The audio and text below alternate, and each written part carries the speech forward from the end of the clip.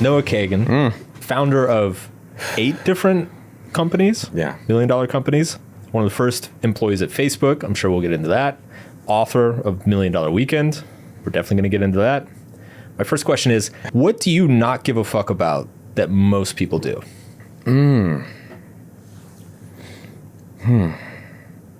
I think I haven't given so many fucks about taking myself so seriously. I was going to say, because that's a little bit of a paradox. Like, you live in this risky world of entrepreneurship the whole book is just about taking chances, essentially. And yet when I talk to you, it's like this kind of like constant self-consciousness, like, oh my God, what am I doing this wrong? Is my leg weird? Should I be like this? Like, Yeah. So there's got to be like a loophole in there somewhere. Yeah, because I think people that probably are portraying like, I don't care about what anyone thinks. It's like, well, you're probably putting that publicly, so you're clearly clearing about what people are thinking about you. You're hiding something, yeah. Yeah, and for me, I think as I'm getting older, I'm definitely being more mindful, like, why do I care if I have more followers or not?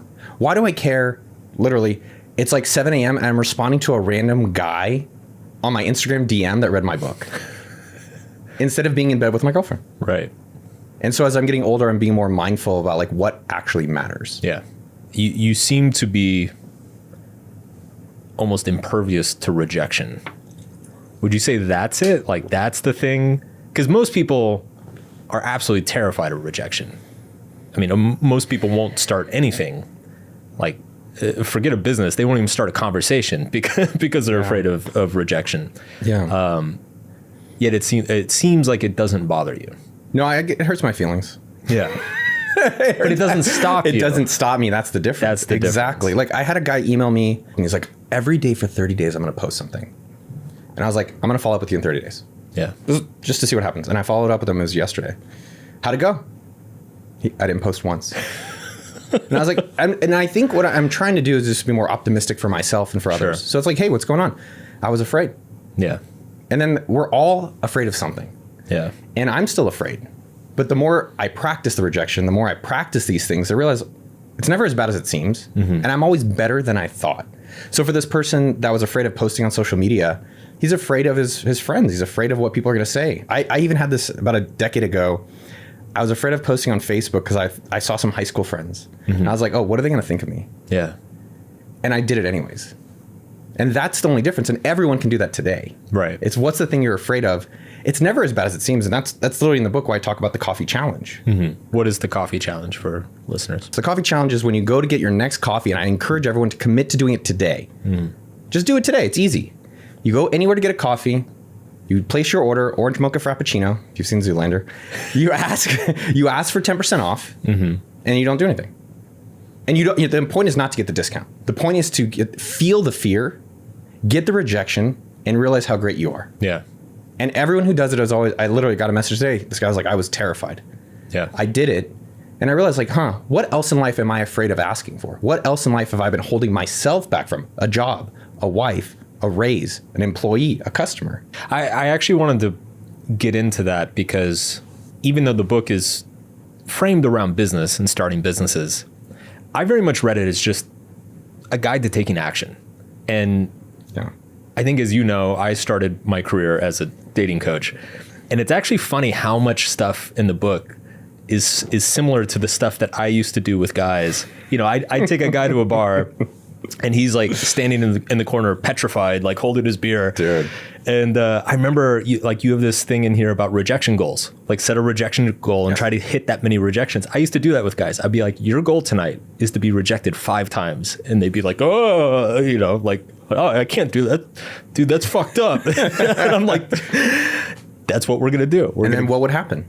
So what would always happen is the first one was always the hardest. Always. Like, it would take an hour to get him to talk to the first girl.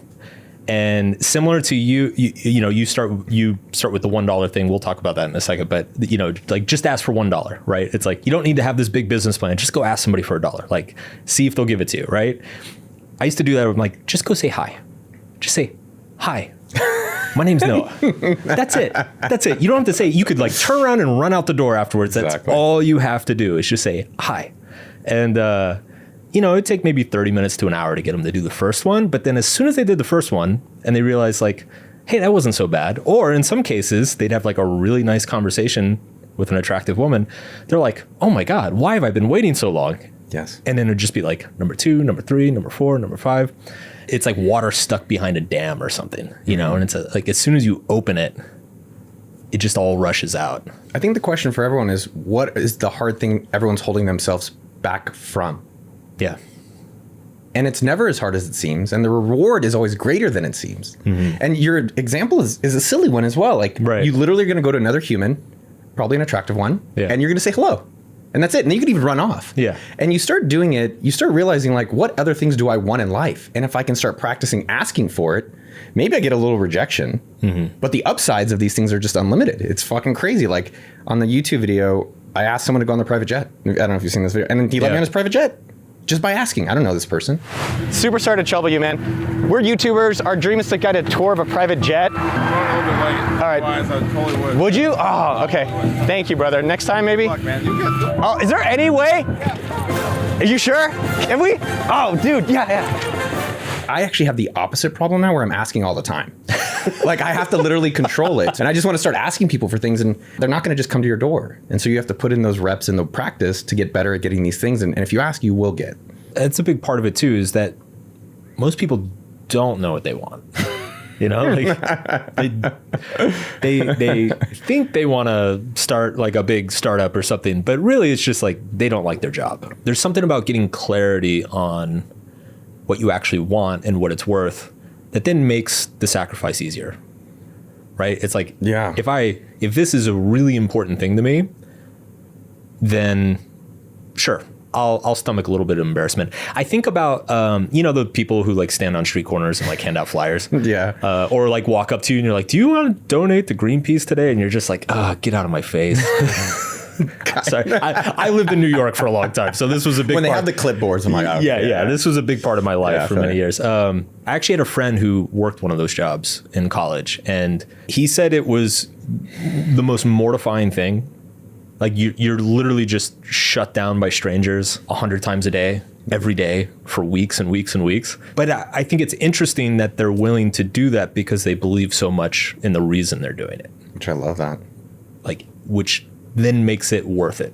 Well, I think in your book, models is still like, it's actually bringing back up thoughts where, and I think this is important for everyone with this whole ask in life and what do we want? It's just, how do you feel good about who you are? Yeah. How do you find out who you can become? And it's not so far away. I think there's a lot of materials and courses and YouTube videos that create complications. Yes. And it's like, can I actually have this life? Yes, you can. Yeah. And it's not some elite thing that, Mark and Noah did it and I can't. I have to like buy these things. No, you just start today. Maybe go ask someone for a raise. Maybe go ask someone for feedback. Maybe try something new out. And I think in the past, I've tried extreme themes out. Like I tried naked yoga with guys, which is very strange. It's all gay. It's all gay men, and you do partner yoga. And then I did like 5 senses dancing, and then I did, I went and did ayahuasca, and then I walked around India for a month. I did all these more extreme things. I don't know if we need that, right? And I think it's like, well, what's something today that I can do that makes me feel good about who I am? It sounds like you've gone through quite a internal journey over the last few years. It's been tremendous. I'm wondering if you think you could have written this, say, 5 years ago. It's the same material I like figured out a decade ago. I don't think I liked who I was until the past few years and felt worthy of myself. And it's the irony in the situation is when I wanted to be famous and I wanted money and I wanted people to like me. And then now that I have those things, it's not what I want and not what I need. Right. Like my girlfriend who's going to become my wife Friday. Hey. Thank you. I hope this video's not coming out then. Yeah. She said something to me last week when, I'm talking about book sales and she's like, fuck these people? Like, who are these people? None of them matter. And she's right. And she's like, me and our baby, she's like, we love you no matter what. Whoa. I was like, and I joke, and there's always truth in jokes. I joke, but like, didn't I make all this money so you didn't have to love me for me? Yeah, right. And I know that's not what people are like, what do you mean? But like, that's, I think the facade or these fronts that, yes, we do make money because we want people to like us. We make money to feel good about ourselves. And I think at the end of the day, if we can be with another person or be with ourselves, that it's like, we just want you. And that was like, it's like, it's relieving. The weight's off. Right. The pressure's off. I don't have to be anyone but Noah. Yeah. And I think with this book, for me, it was my own hero's journey of avoiding hard work. It was avoiding, can I actually help other people? It was avoiding, am I worthy of putting myself publicly in a way that I think could help other people? And I used to even think that people that listen to me were really stupid. Right? Like if you're, Dude, you have an audience of like I know. It's like these people are idiots. Well, and you know why that is though? It's because because I think I'm an idiot. Right. Because I think I'm going to get fired. It's because I'm not a good CEO. It's because I'm not going to be a good partner. And these are all the negative self-talk that all of us experience. I don't think there's like it's just Noah. Yeah. One of the things I've been actively working on probably 2 to 3 years now is just positive self-talk. And so every time a negative thing comes up, like yesterday, I would literally emo all day. I woke up emo. I did all those morning routine videos you've seen. I did all of it. You know, I literally did sauna cold plunge. It didn't work. I did ooey Chinese tea ceremony myself. You know, like I did that. I journaled. I read the Bible, the picture Bible. Okay. You know, and like I did all this shit and I'm still angry all day. And see, morning routines, man. Yeah, this is the overrated. 100% overrated. 100% overrated. And then this morning I woke up. I looked at my girlfriend, took a breath, and I was like, I'm glad you didn't make a minor thing a major thing. I'm glad I didn't let yesterday's minor, that I didn't feel good about the day, which is human being experience, turning it into a major catastrophe. And so then I gave myself some positive self-talk on the drive here, like, you know, it's good. Good for you, man. Way to go. And I think that's something that all of us can do like every single day, all day. Yeah. And that's tough. You know, with the book thing, I think by the time I did book number 2 or 3 or 4, like I kind of learned what the game was. Yeah. And you almost get this distance from your own emotions of like, this is an up day. Like don't believe it. You know, this is bullshit, you know, and then on a down day, you're like, it's a down day. Yeah, no, don't believe it. It's also bullshit. So yeah, that's always true. Yes. Right. Like you don't need to do this like really intense emotional thing to like, for that to be true. We all have good days. We all have bad days. We all have good experiences. We all have bad experiences. We all react maturely. We all react immaturely. And none of those things necessarily say anything about you as a person or your character. You can simply step back and say, oh, this is one of those days. This is one of those moments. That's okay. And that's okay. It's okay. Yeah. So I think the idea in life, what you're saying, which I think is really great, is that a lot of these experiences have been experienced. Yeah. And being mindful that there's probably a book or there's probably a walk or there's probably some good night's sleep that help you realize that it's not as bad as you think. Yeah. There's a great David Foster Wallace quote where he says that everyone is exactly the same in that they walk around thinking that their experiences are completely unique and no one can understand them. 100%. 100%. One thing I was curious, because we were talking about earlier, I'd love to come back. It's your show. I'm just curious. But like, how did you want? I don't give a fuck. Yeah. Do you feel like you have to not give extra fucks now? Because I told you, I was like, I can't have to give fuck. Mark's not giving a fuck. But now I got into game theory. Yeah. I was like, Mark's fucks are over here. But if I give 2 fucks, he's going to give 2. So I need to give 4. No, I'm going to come late to the show. I'm not even going to show up for the show because I don't give a fuck. Do you feel like you have to over no fucks? I probably wouldn't even think about it. You know, it's funny. I am naturally a low fuck resonant guy, but the only thing that bugs me is that when I actually do get upset about something, people are like, well, dude, I thought you didn't give a fuck. I'm like, shut up. This is not the time to make jokes about my books. What triggers your fucks, your fuckery? Ironically, I am a stickler for being on time, and I hate being late. I was actually rushing up here because I was like, oh shit, it's 3 minutes before, you know? This is one thing I tell my team all the time. I'm like, it's okay to do something that doesn't work. It's always okay. It's always, we can fail. It's okay. It's not okay to be lazy. It's not okay to turn in mediocre work, right? So if you're going to fail spectacularly. And nothing drives me crazy. And especially with like AI now, this is actually very recent. I actually need to post in our Slack an announcement about this. There have been a number of people on my team who have tried to slip some ChatGPT in stuff to me. And it's so obvious because ChatGPT is a terrible fucking writer. And everybody on my team is a good writer. So as soon as it's like, I'll be like reading a research summary and it's like great. And then I hit page 2 and it just goes to shit and says nothing. And then at the end, it gets great for like the last paragraph. And I'm like, this is ChatGPT. Like, come on, guys. Yeah. This will not stand. So I give a fuck about stuff like that. I guess those are the two things that like maybe aren't, obviously I give a fuck about like friends, family, career stuff, but breathing, breathing. Big breather this year. Yeah, 2024. Man, going all in on breathing. And then with all these things, I am curious. How did you get to figuring out what you want?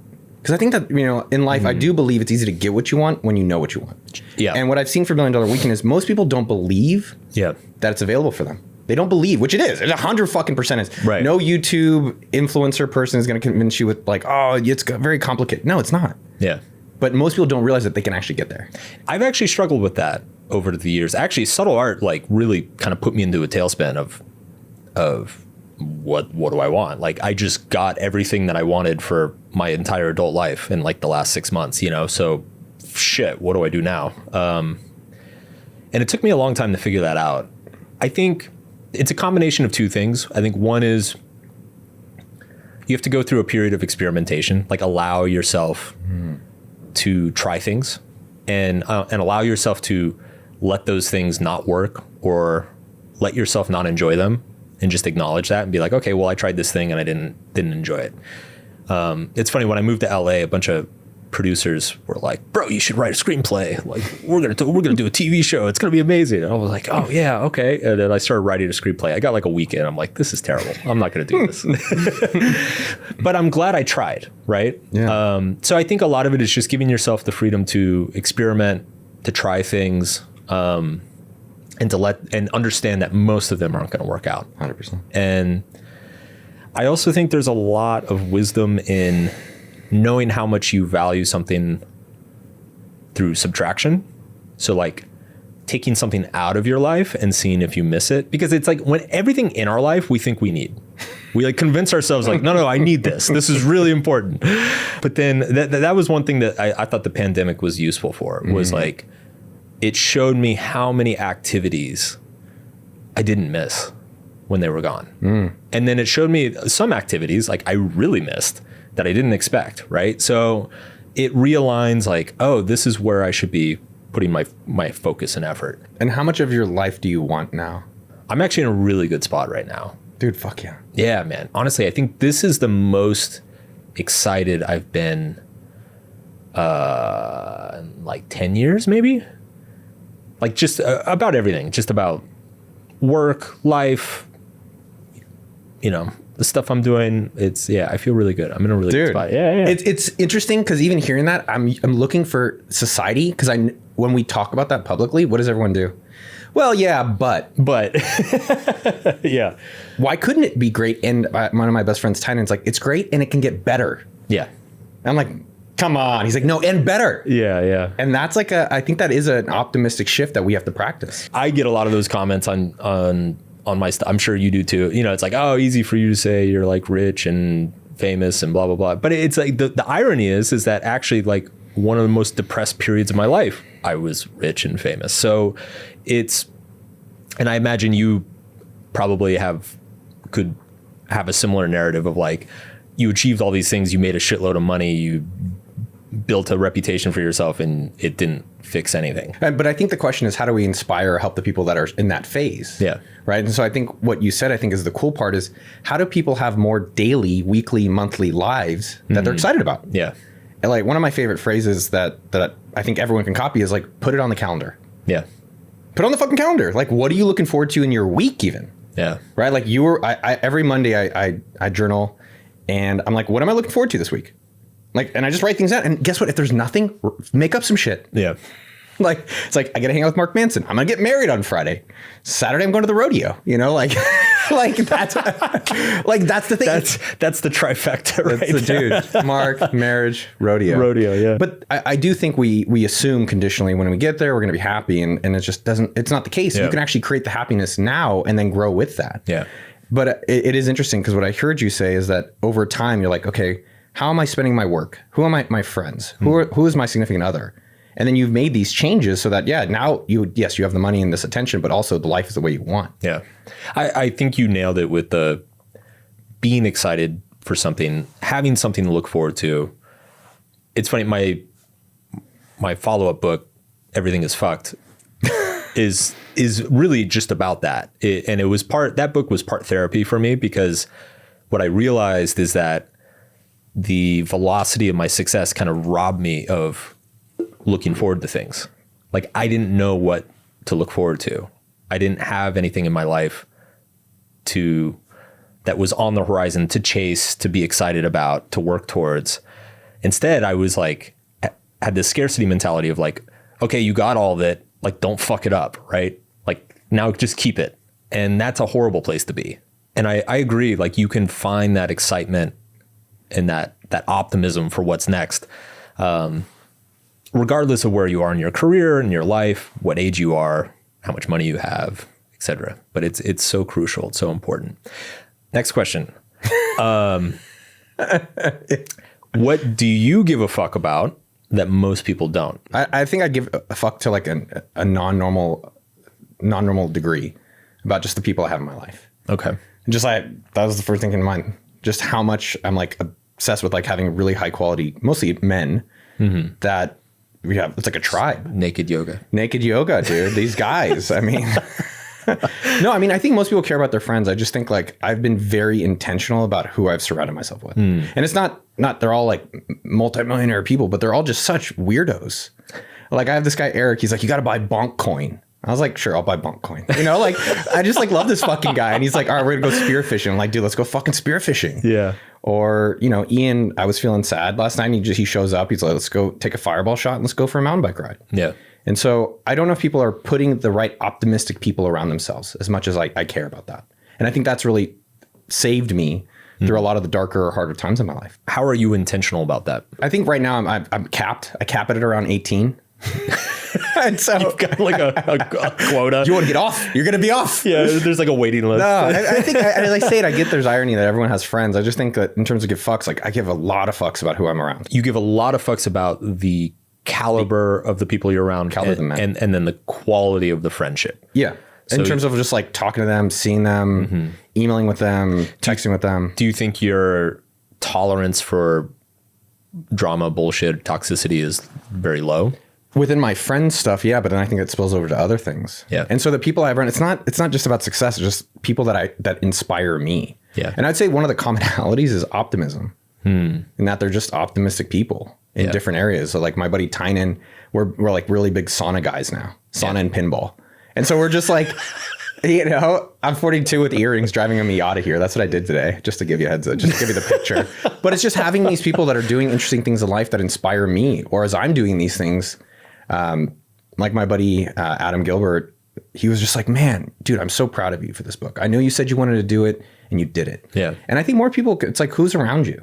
Right. And that's definitely something I've been hyper selective on, and it's really carried me. Yeah. And you can find them in a lot of ways, and it takes time, but just being mindful of like, who is around you is going to inspire you to do those kind of things. Meaning, if you're around a bunch of people who have kids, you're probably going to maybe have kids.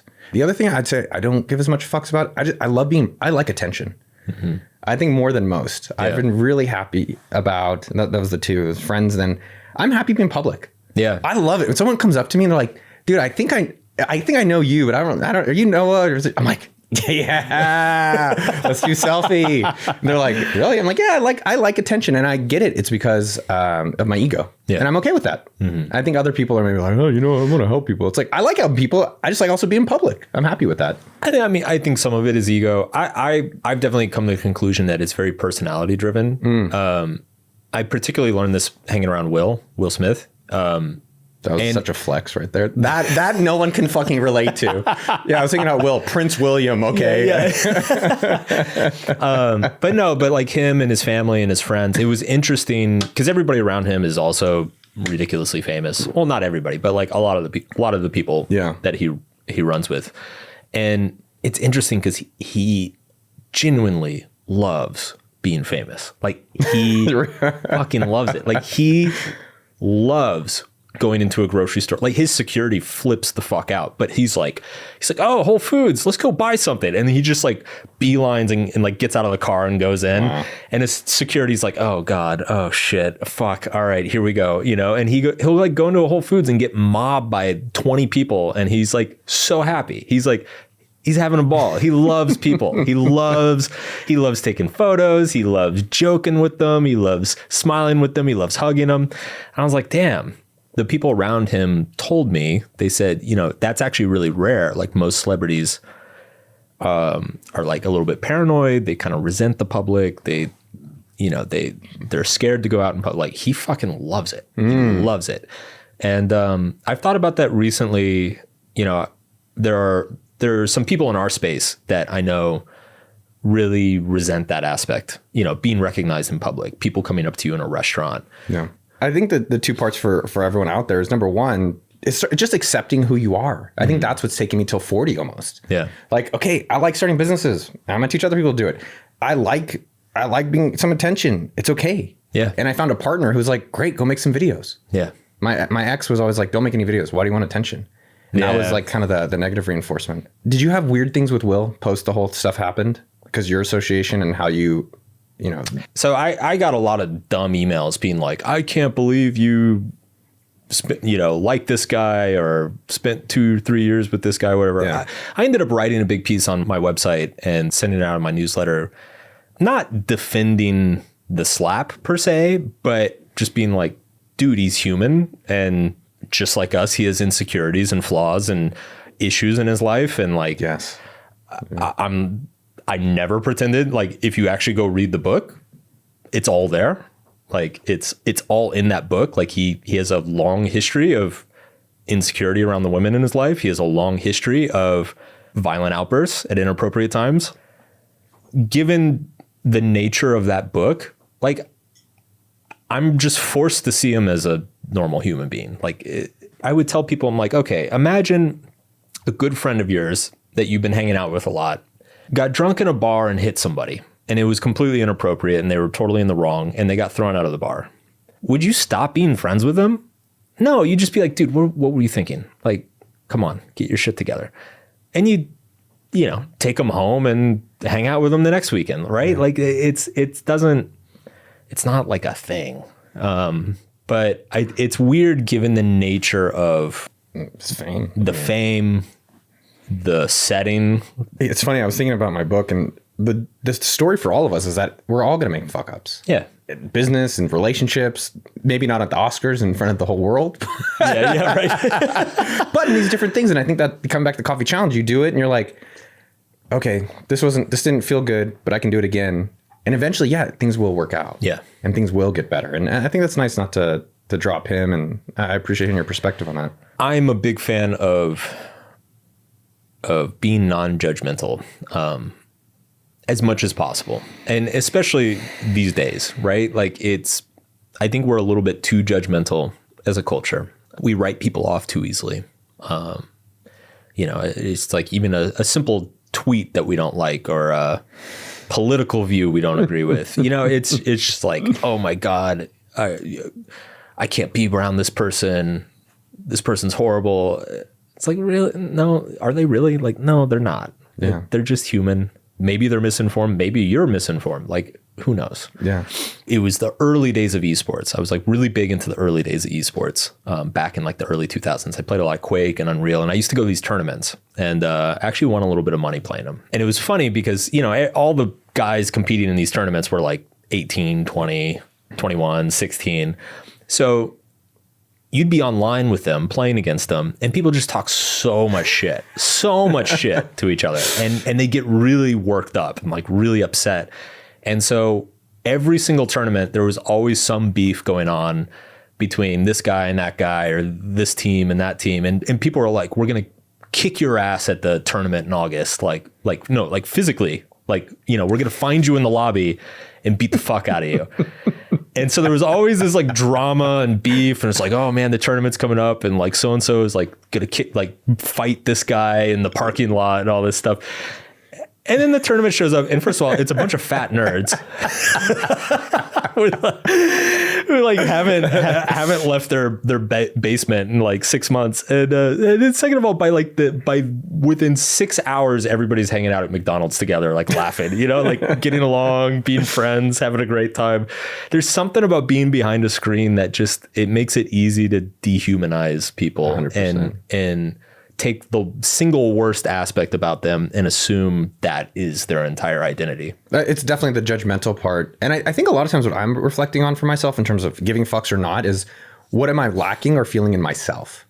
What's really going on with me? Like I see this person who's got more fame and I'm like, what is really going on with you, Noah? Like, is there ever an amount that you're going to feel good? It's like, no. Okay, so let's work through that. Yeah. And let's be understanding of that. And then once you have that for yourself, you're like, have more fame. Become a billionaire. Get more subs. Get 10 wives. Whatever it is that you want. And I think that's true for all of us. Yeah. Like it's accepting. Okay, what is this really teaching me for myself?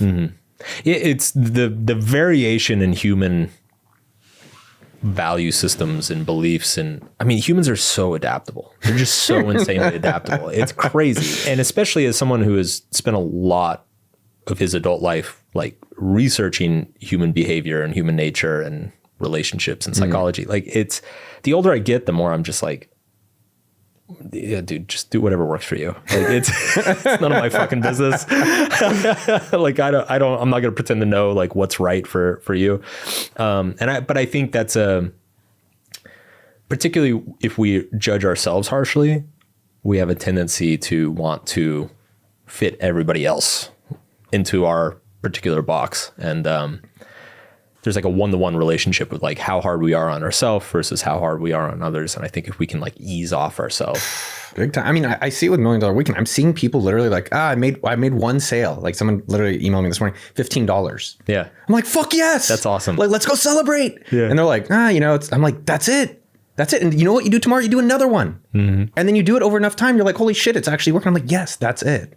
But I think we have this really intense criticism if it's like not all or nothing right away. At least that's been my own experience. And what I see now, it's like positive self-talk, give yourself props, and just stick with these things over some period of time. Yeah.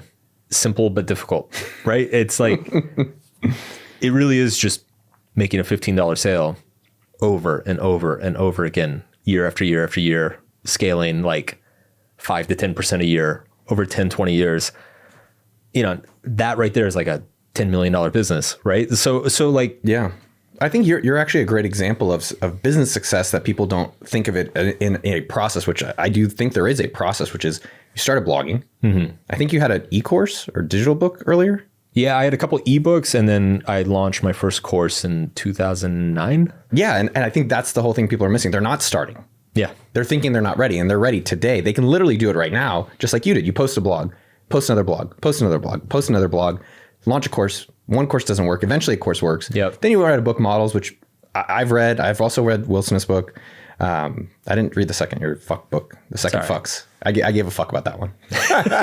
But I think the thing that people are missing out on is that like by taking action, you're having courage, you're getting confidence, and that's leading you to these places, but you'll never get there sitting on the sideline. Yes. And people don't see that slow ramp up, right? So it's like, there's hundreds of blog posts over 5, 6, 7 years, right? Like it was funny actually when Subtle Art came out, because in the publishing world, I was a debut author.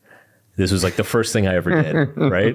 And so I would go to these like literary festivals or publishing events and all, cocktail parties hosted by Penguin or whatever. And all the people in the industry are like, how does it feel? How does it feel to be an overnight success? And I'm like, dude, I've been grinding on the internet for 8 years. Like there's nothing overnight about this. Exactly. Yeah. What did that ramp up look like for you? So fuck, man, the ramp's been long, dude. So you famously got fired from Facebook 2004? 2006. I joined Facebook 2005, fired 2006. Okay. Joined Mint 2007, fired 2008. Are you just unemployable? I like to be employable. I'm actually impressed when the people, we have job applications at AppSumo, and I was like, there's no fucking way they'd ever hire me here. I'm like, there's no way these people would ever hire me.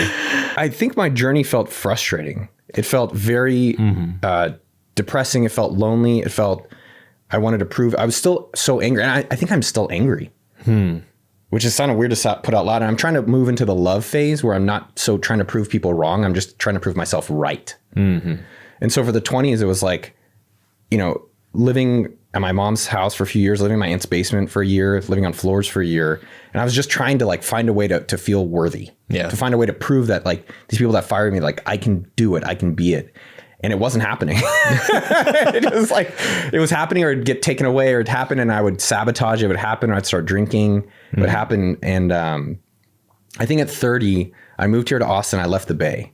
And I think that was a geographical nice shift of what do I really care about? I was like, I want to be where it's cheap, good looking people, friendly people, better weather.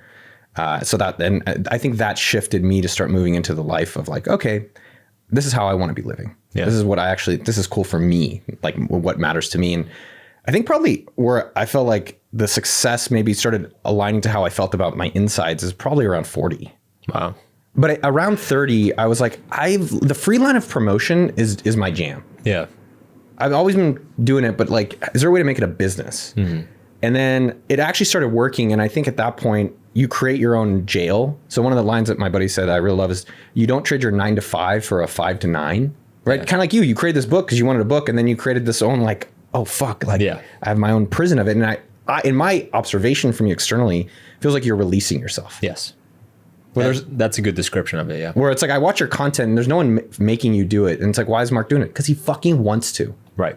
People are like, why do you do? Because I fucking like it. Yeah. Like I get to meet my idols and I get to learn from people and learn marketing and have fun and connect with people. Like, yeah. What else am I supposed to do here on this planet? And then I ended up being afraid of AppSumo. So it started doing really well. It's kind of the same with the book. Like as I was putting AppSumo together, it started making millions. I didn't pay myself a lot. I was scared I was going to ruin it like my dad did with his businesses. So I left and I hired someone else to run it. He quit one day. Mm-hmm. He just calls me and quit. And while this is the craziest part. While he was running AppSumo, his name is Ayman Al Abdullah, I was making $2 to $3 million a year. And I was feeling which sounds like such a bitch thing. And I'll just clarify. It sounds like such a bitch thing. I was probably the most unsatisfied I've ever been with life. Wow. And it's not, the money is nice. I wasn't really spending it, but I just wasn't being challenged in a way that I felt proud of myself. Right. And that's the whole secret for everyone out there. That is the secret. Yeah. Find the things you're proud of for yourself. Not for Mark, not for Noah, not for your parents, just for yourself. Well, it's funny because I think money can be a vehicle to do something that makes you proud for yourself, but people mistake the vehicle for the thing, right? Yes. So they think that it's like, oh, if I just make $1 million, then I'll feel good. And it's like, well, no, you need to make $1 million doing something that makes you feel good. Yes. That's the key. Yeah. I teach the freedom number, which is like, how do you make the least amount of money possible to do the thing you actually want? Yeah. And then guess what? By doing that, you'll make the most money possible. I like that. And as you talk about, it's way lower than people think. It's way more achievable. Mine's $3,000. I mean, now my lifestyle is crazier. Mm-hmm. I think it's like $25,000 a month. For me, it seems crazy. Yeah. I think that's a lot. But coming back to the experience, and I think the point for others out there is that Ayman quit. And I think there's these moments where how do you either have someone quit on you or force yourself into the thing that you know in your head. Mm-hmm. I think we all know this voice. Do you know what I'm talking about? There's a voice in our head that's like, I probably should do this thing, but I just don't want to because I'm scared. Yeah. I probably should do this thing, but what's going to happen if it doesn't work out? And that's the thing to do. Yeah. For everyone. And the rewards on the other side of it are always better. And so Ayman quit. I came back and then I was 38, 39. And I was like, I'm going to totally fuck all this up. I'm going to totally fuck all these people up. Yeah. I'm going to ruin all this business. Yeah. And I definitely started fucking everything up. I know you want a happy story. It doesn't, but I came back and I like changed everything. I fired people. I was like super egotistical around these things. And I think you said something earlier, which is true, which is humans and life is more resilient and it's never as dramatically bad as we think. Right. But over the past 3 years, I think in terms of making it, I feel like I made it. Where as a CEO, I do CEO surveys for my leadership team every quarter. And it's basically like, do you trust the team? Do you trust the vision? Do you trust Noah? And it was like red, which is amazing, right? Because it can only get better, hopefully. Yeah. And so, every quarter I have the same survey and I say, give me feedback. What's going on? And so in the past 3 years, I was in a meeting with Alona, who's our COO, on Monday. And she was like, yeah, how are you doing as CEO? And I was like, I'm the fucking CEO here. Yeah. And she's like, fuck yeah, you are. And she has this phrase I love that for you, which I kind of hate that phrase, but it's been my own journey. And this is this is the point I teach and what I encourage is that we all have a journey. And you got to be the star. You got to be the Will Smith, the Mark Manson, the Noah Kagan, the you in these journeys. And I think business is the coolest one. And so in terms of making it for myself and feeling all this stuff, I think I've just embraced the things that are going and accepted the things that are going and accepted myself with it. Like that I'm not always going to be great, that I'm going to be in a meeting, and be emo, that I'm going to maybe say the wrong thing and it's okay. I can fix it the next day. I can keep practicing and getting better and better. I definitely feel like a lot of leadership is understanding your own weaknesses so that you can build your team around compensating for them, right? Like knowing where you're really strong and where you can kind of carry your weight with the organization, and then where you're weak and it's like, I need to make everybody else, like everybody already knows. I need them to know that I know, so that we can like build systems to kind of compensate for, whatever our weird tick is. Yeah. Let's go back to the Facebook and Mint jobs. I'm curious, how did you get hired at those companies so early?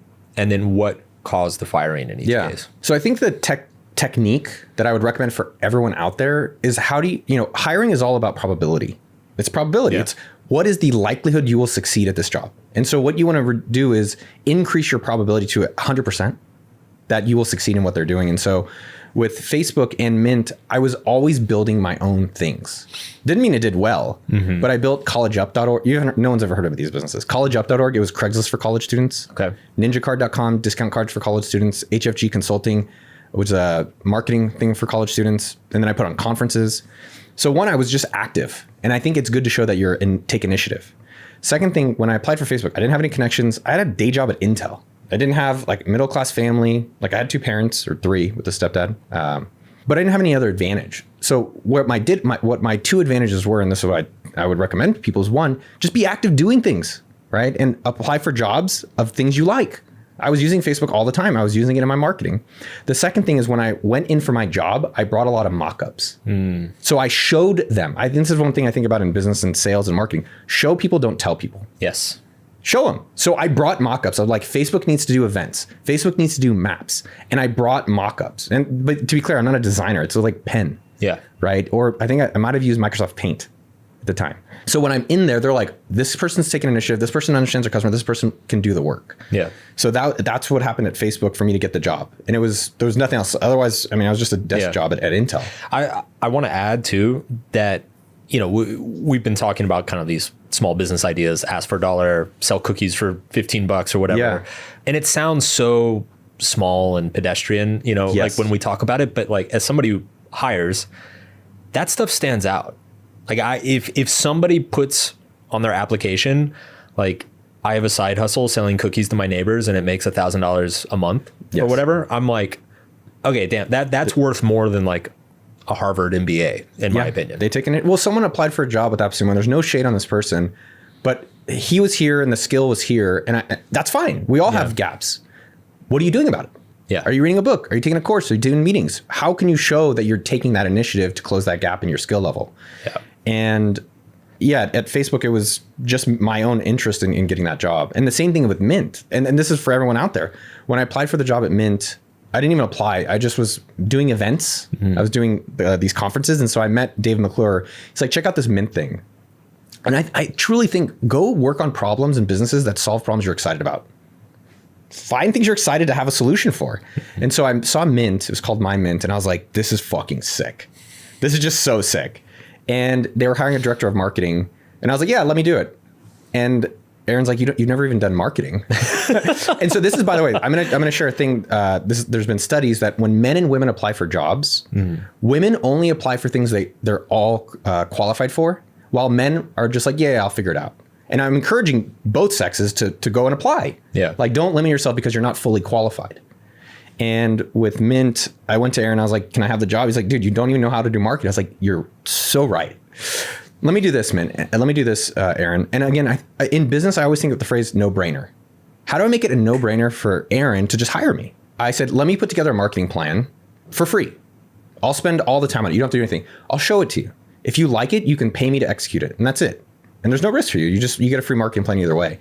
I think I probably put in around 70 hours, give or take. Yeah. And that plan is still online. And I went back to Aaron. I said, hey, here's your goal. 100,000 users within 6 months. Here's the customers. Here's the exact marketing techniques I'm going to execute on. You can pay me to do it. What do you think? He's like, yeah, I'll pay you. So this comes back to the probability that you're going to be able to do the job. The best way to show an employer that there's 100% probability that you can do the job is to go fucking do the job before you're hired. If you want to be in sales, bring them a customer. You want to bring in marketing, bring them a plan. The other thing I want to highlight that you commented on is people trivialize or they reduce, marginalize things that can be significant. Right. So when you think about when I talk about getting $1, which is what I encourage everyone, I literally in the book give everyone $1 myself. Yeah, it's me. You gave me $1. And in the book, thank you, by the way. You're welcome. You're welcome. Because it starts with $1. And the reason we do that is people don't realize the power of starting.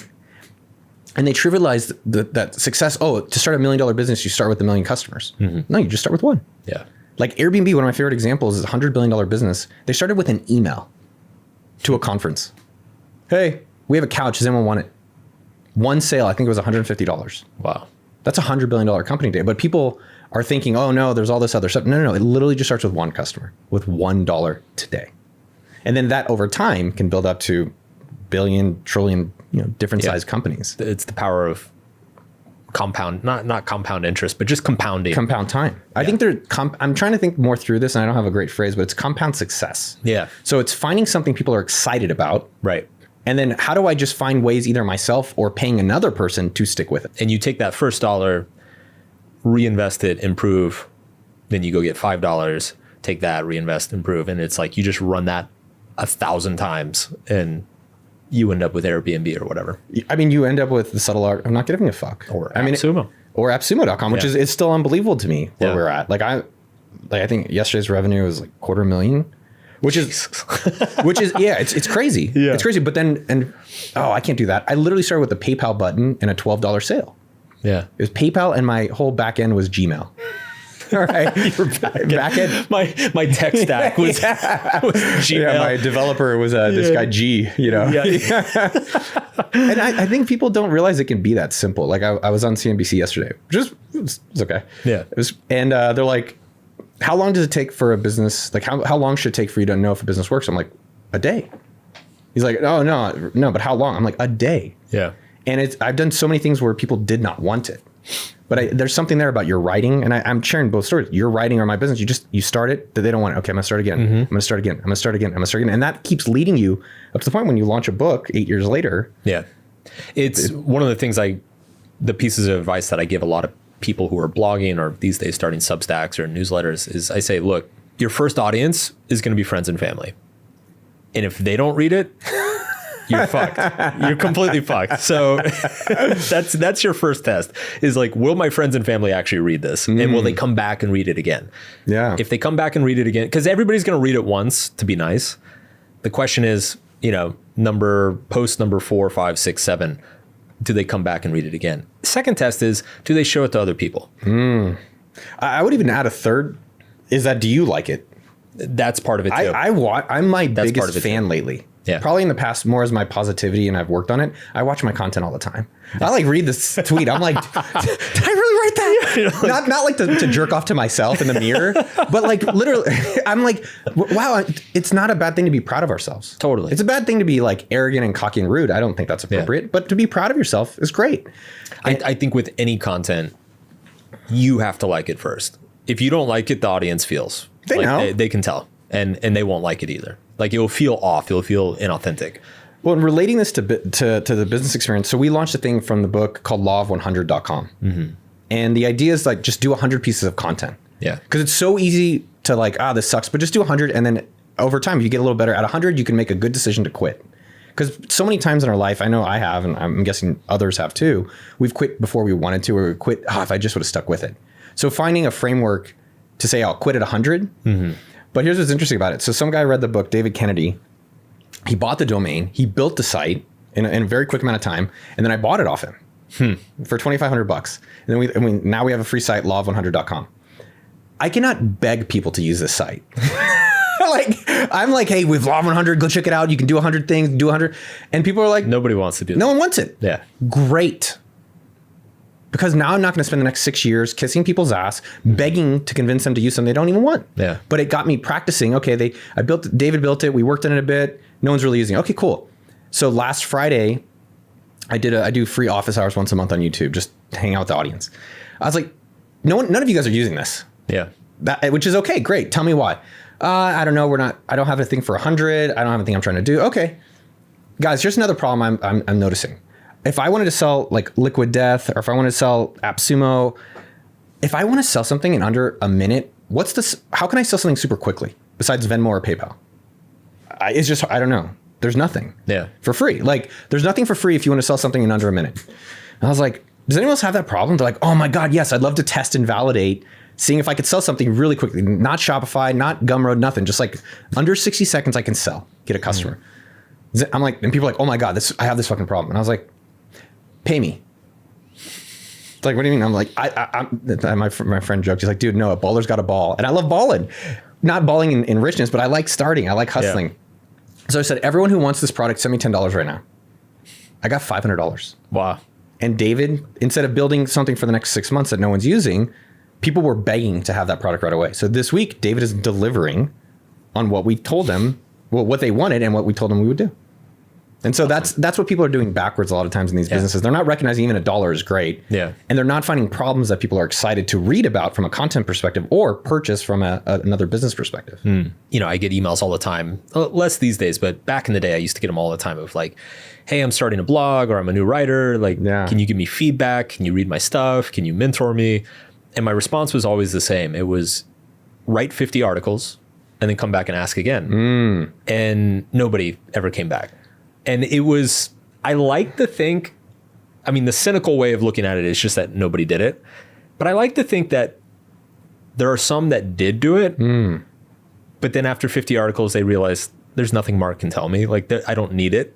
I've already found this other thing. I've like worked my way to this other topic that's working for me. I like to hope that, at least. It's good to give people the benefit of the doubt. I do think people are going to be shocked with consistency. Yes. I noticed, and this is a thing I'm trying to encourage people the opposite of, because I think it's a big mistake, is these big ambitious goals. I think people need to be less ambitious for longer periods of time. Interesting. And that's something that I've really embraced, where like when I was starting AppSumo, I was like, $1 billion, 100 million emails, trillion, da da da da da. And then what happens, it's like you're sprinting and you're just always fucking sprinting. Yeah. And then it's like, yeah, it's going to be hard to sustain a sprint unless you're one of those guys from Nike, you know? Yeah.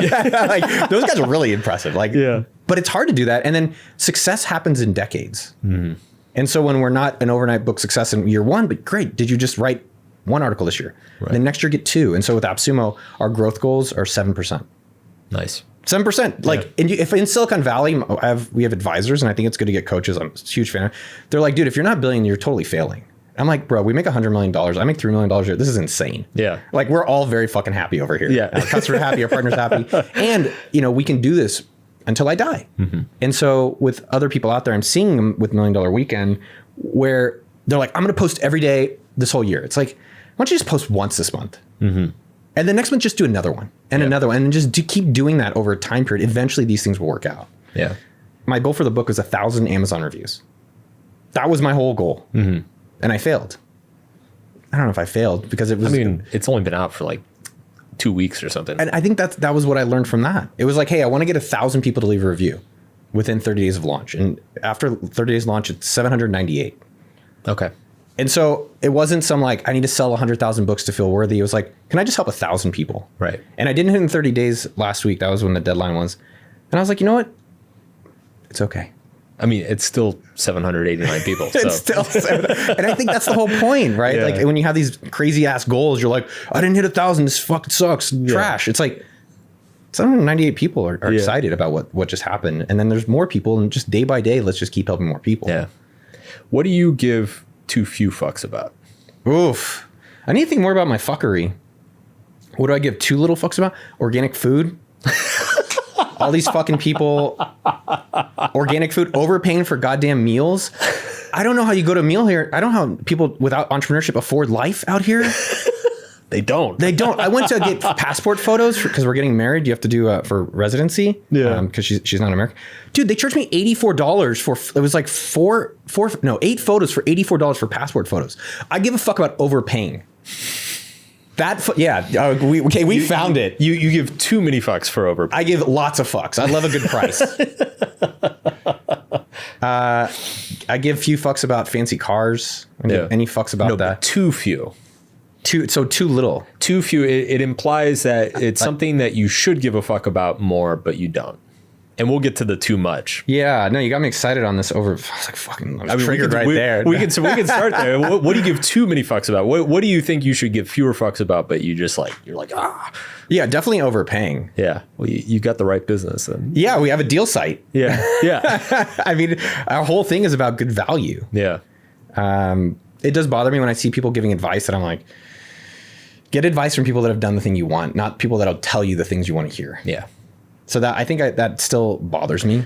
Let's take a little diversion into YouTube, because you and I we're both like old school content people, and both of us have really gotten into YouTube lately. Yeah. Just because we love it. It's fun. It's exciting. What has your experience been like? Our audience is business underdogs, and it helps them. Yeah. I was doing all these videos where I'm like asking people on the streets and going up to houses and going up to boats. Those videos are just fucking tremendously anxiety driven. Yeah. Like I have it's basically a month every time before I do it. I was going to ask, like, first of all, how many people do you have to approach? A lot. And add. Yeah.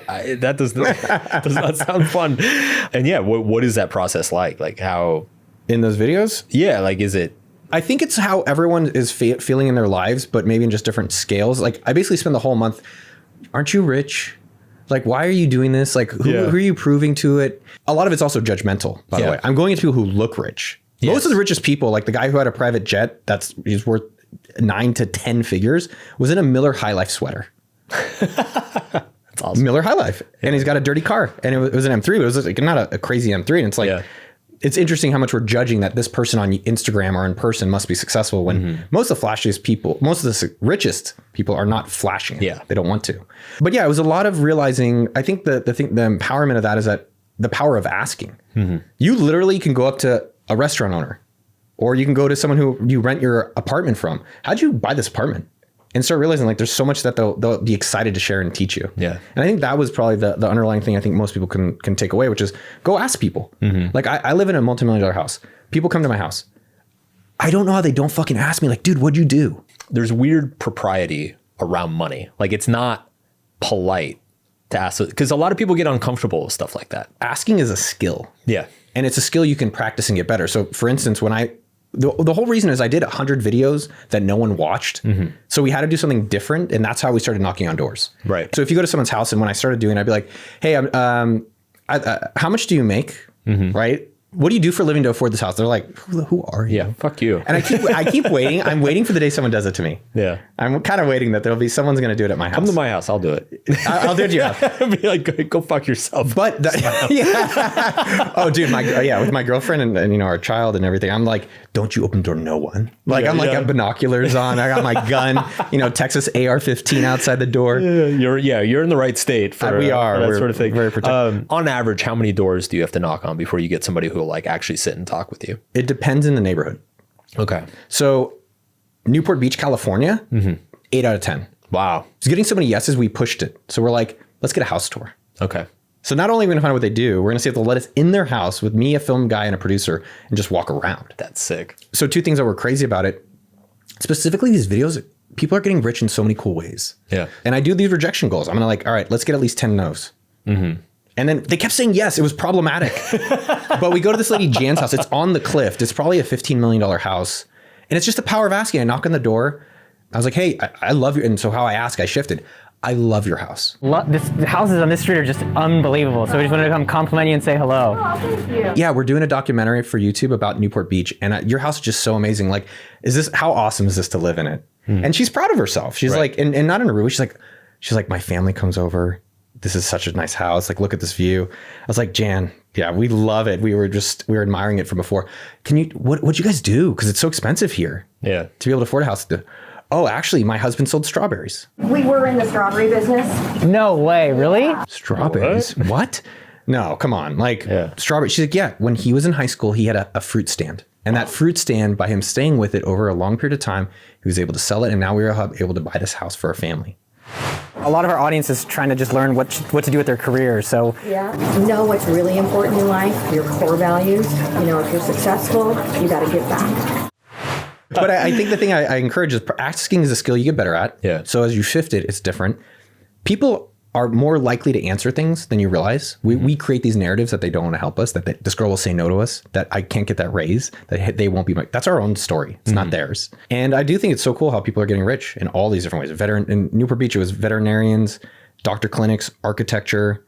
But what's crazy about that, in the content I've created, you have to find things that are repeatable. I think that's the whole, like a holy grail of content is like, what do I like that people want and I can do it over and over? When I go on shows and talk about things, almost everyone's interested in the billionaires. No one cares that I stood outside an airport for 48 hours. Like they're like, okay, cool. But like, tell me about that rich billionaire and what about them? Dude, I tried to do a man on the street video last year, and we went out to the Venice Boardwalk, and first of all, I just got shot down over and over and over. Like people, it was the sort of thing like I'd walk up, I had a mic, and I'd like start walking towards the person, and they would just like literally turn around and walk the other direction. And I was like, oh my God. What was the video about? I wanted to do a video around like what's something that you've always wanted to do but never had the courage to. And then you would help them do it? Yeah. Oh, dude, if they would have just gone up to the mic. Yeah. Well, it was, first of all, nobody wanted to talk to me. And then the few people that did talk to me, they just kind of like froze and stuttered and said like, I don't know. And it was absolutely exhausting. Over 2 hours, I probably tried to talk to like 15, 20 people. Maybe I think 2 stopped and talked to me, and neither of them like had a clear answer. Yeah.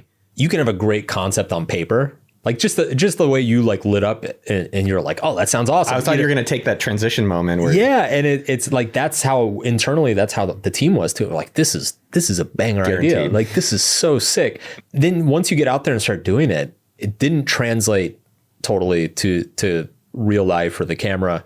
And also after about 2 or 3 hours, I just looked at my producer and I was like, I fucking hate this. Like, this is absolutely awful. I'm like, talk about, anxiety, just dejection. I'm friends with some of the guys in Yes Theory, and I like texted one of them, and I was, because they did a bunch of man on the street videos, and I texted him, I was like, how do you do this shit? And he's like, oh, bro, it takes days, like days to find the right person. It's days for a 10-minute video. Yeah. What video on the other side of that are you most proud of? There are 2. So we did like 5, internally we call them coaching videos. So we did 5 coaching videos with 5 fans, or 6 fans actually, where basically I took fans who have some sort of problem in their life and kind of coached them through the problem. They were very hard, like logistically, they were expensive, emotionally difficult, just tons of energy, tons of shooting. But one of them that did well, we worked with this guy out in Atlanta, just really shy dude, like never kind of gets out of his shell, never gets out of his comfort zone. And we just put him through the most ridiculous social situations over and over again. And we had like, his best friend was with us, who was a blast. And we were like, put this guy in a chicken costume. We made him go talk to people in the mall. We like made him pretend like he was a flat earther and was like handing out flyers to people. Yeah, the poor guy. Like, I can't imagine how torturous it was for him. But it was funny because by the end of 3 days, he was like impervious. You know, like by the end, we got to the end of 3 days and he was cool. Like, he didn't give a shit. Like, did not give a single fuck. And so the last part of the video is that he had to put on a chicken suit and go convince a stranger to go skydiving with him.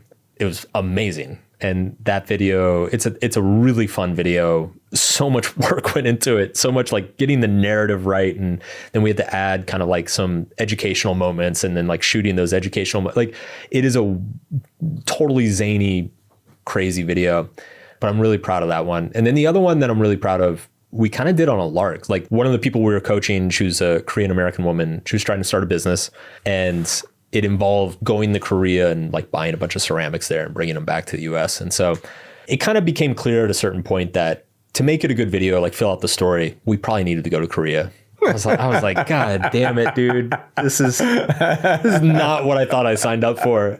Like, Korea is going through a pretty severe mental health crisis. And if you look at the data, the mental health stuff is very different than the US mental health stuff. You know, US has its own mental health crisis, but like they look completely different and the cultures are completely different. So I was really curious, like, why is that? So we went over there, we did kind of this Anthony Bourdain style, me and Soul, like going and talking to people. I interviewed a couple psychiatrists, an expat there, and just like really dove deep into the culture and like why this was going on. And and turned it into this like really beautiful 25-minute documentary type thing. And the audience loved it. Everybody was like, do more of these. That's rad. Yeah. I got to go to Bill Gates' house when I worked at Microsoft as an intern. And I remember asking him, like, did you think that you were going to get here? Yeah. Like, is this what you, and I don't think anyone can think that. I don't think they can picture. And like, I'm in my house and it's nowhere near as nice as Mark's. Let's just be clear. You don't know that. You don't know that. No. But I go in my house and I'm like, this is so fucking cool. I can't believe they let me stay here. But the reality is that who's they? I know. The landlord. But the reality though, and this is the important part for everyone, is that started with Mark 15 years ago. Right. That started with Noah 15, 20 years ago, that you can get to this place, but you're never going to get there if you don't get started. Yeah. When subtle art was number one everywhere, for some reason, a really common interview question that I got was, did you expect this? And my reaction was always, does anybody expect, like, if I expected this, I would be the hugest asshole. I would be so fucking narcissistic. Like, nobody expects this. Yeah. It's, you just hope the next thing is going to be slightly better than the current thing. And you just repeat that 100 times. I like thinking to myself, like, what am I going to thank myself for today in the future? Like, what am I going to today date in 5 years? What am I like, dude, I'm so glad I'm having a kid, like, that I'm going to stay healthy. Yeah. And maybe drink a little less. Yeah. And maybe a little bit more. It's like, okay, cool. Do it now. And I'll be thanking myself in 5 years. Liz Gilbert has this awesome framework where she doesn't see herself as like a single person through time. She sees herself as like every moment in time is a separate Liz.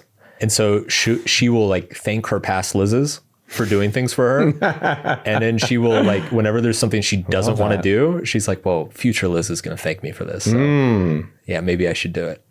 Have you not grappled, but how have you processed the notoriety and the change of your attention over time? That was something we were chatting about. You mean the attention I receive? Yeah. Just like, how have you experienced all that? And how do you, like, do you have insecurities about it? I guess I was curious how you're processing all of it.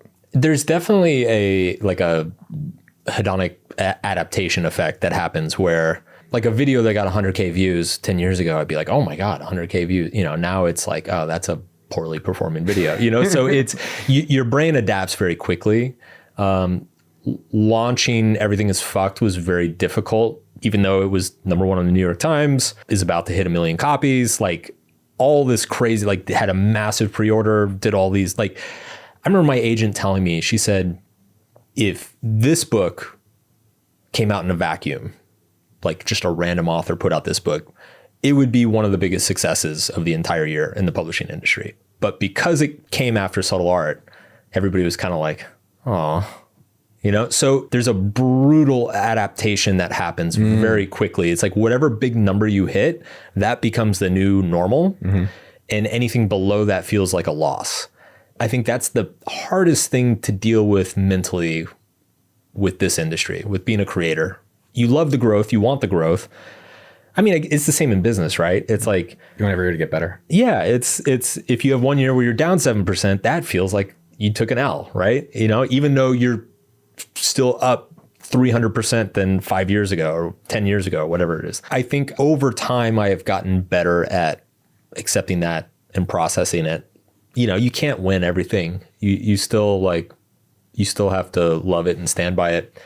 In terms of attention, I don't know. I think I've just gotten better. Again, to bring up Will, like one of the biggest lessons I took from him was that fame and attention is just another system to be managed.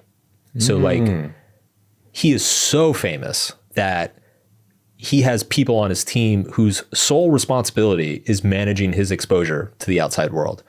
They like plan schedules and days around managing that. His hotels are booked based on that. His restaurants are booked based on dude, there's secret back doors fucking everywhere, by the way, that celebrities and like statesmen and politicians and stuff use. Like you can pull up, they're like most big famous restaurants and hotels have some secret backdoor entrance that nobody knows about. Just a quick little factoid there. That's cool. Yeah, it's really cool. But I learned that. I was like, it's just, you can manage it, but you have to manage it. It's a system like any other system in your business. You have to plan for it. You have to create contingencies, train up a team to be responsible for it. And so I very much see it that way, as like understanding when I'm going to be in a place where I can probably be recognized, being mentally prepared for that, And then also just getting really good about saying no to things I don't want to do. You know, it's like it's some speaking gig or an interview or media, you know, go on some TV show. And it's just like default is no, unless there's some special reason to do it. Yeah. Did you have like an ego death? Do you mean ego death in like a kind of like a spiritual sense of experiencing no self? Or do you mean ego death is just like a deep humbling? Not even a humbling, but necessarily maybe a boasting, right? Okay, maybe I am the king of all fucks. I've actually had a very tenuous relationship with the giving a fuck and the whole concept and everything. It's funny, like I think I'm so naturally contrarian, and I think too that the book blew up. I was still so young. I remember having this conversation with my editor. I was like, I don't want to be known as the fuck guy for the rest of my life. Like I have so many other things to say, and it really weighed a lot on me. And so I think there were a number of years where I really resisted it, and I tried to kind of push into new territory or try out different ideas or talk about different things. And most of that kind of backfired, both in terms of audience response, but also just in terms of like, I didn't really enjoy it, or it felt stressful. It wasn't fun. Yeah. You know, I took most of 2022 off. I was extremely burnt out. And since coming back, one of the things, you know, I decided is I'm only going to do things that are fun, which is why I'm not doing man on the street videos. It's funny. I went back and I read 22 Immutable Laws of Marketing, like classic business book. Went back and reread it. I read it when I started my business in like 2008. I was like, you know what? I'm going to go review it. Like just give myself a refresher. And like one of the first laws, it says one of the best things that can ever happen to a business is that it owns a word or phrase. And it was like, if you are ever fortunate enough to be in a situation where you own a word or phrase, ride that shit until the day you die. And I was like reading this and I'm like, man, I'm an idiot. So here we are on the Subtle Art of Not Giving a Fuck podcast, and I'm asking you what you give a fuck about, what you don't give a fuck about. Because it's such a useful lens. I think that is the process of me putting my ego aside of like, look, dude, you don't get to be this uber genius who just comes up with a new brilliant concept every other year. You know, it's like, this is your hit. It's a beautiful lens to help people analyze their values, their personality, their belief systems, where they're putting their energy and focus. It's an extremely useful lens for so many people. Just ride it. Just enjoy it. So that's what I'm here doing. I love that. Yeah. Thanks for coming on, dude. Yeah. It was a blast. Thank you. And the book is great, man. And it's like, honestly, if you do want to start a business, it's a must read. And even if you don't, it is a great primer on just taking action. Yeah. Like just do the fucking thing. Thanks, man. It is funny because like, you do these shows and it's fun to talk about all this stuff. And then I go home and I'm like, am I giving too many fucks? Did I give too many fucks on that show?